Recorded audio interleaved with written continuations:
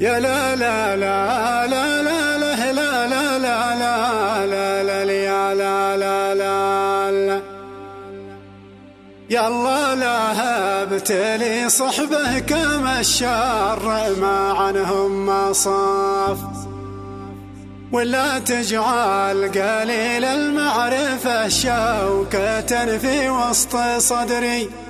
لا يحل الحلال ولا يحرم حرام بلا دليل خللك خط رجعه لا تكن فاجرا عند الخصومة ذي صفات المنافق واردة في حديث عن الرسول ابعد نفسك عن التحريف والكذب وانواع الهيامة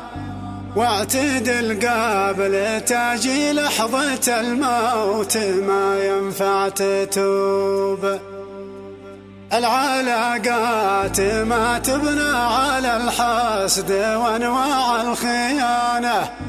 وانت عودت على الغدرات تلقى الجزاء يوم الحساب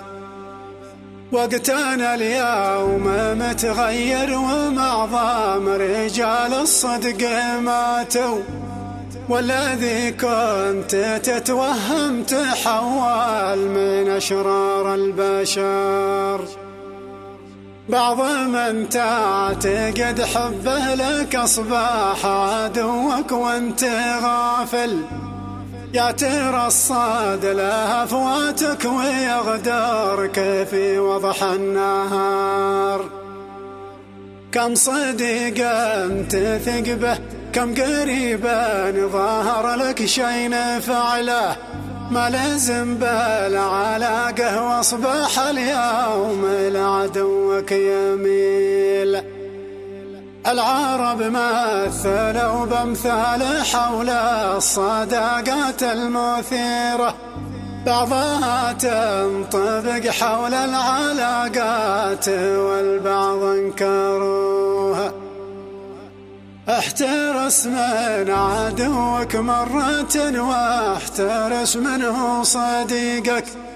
ألف مرة ولا تنسى الوجهين وأهل المصلحة من يعادي عدوك هو صديقك بلا شك وريبة من يصادق عدوك فانتبه من علاقاته معك اصبر الله يقدر لك من الخير ما يسعد حياتك وان الله ينصر المظلوم واللي ظلم يبقى شقي لا لا لا لا لا لا لا لا يا لا لا لا لا وان الله ينصر المظلوم واللي ظلم يبقى شقي وان الله ينصر المظلوم واللي ظلم يبقى شقي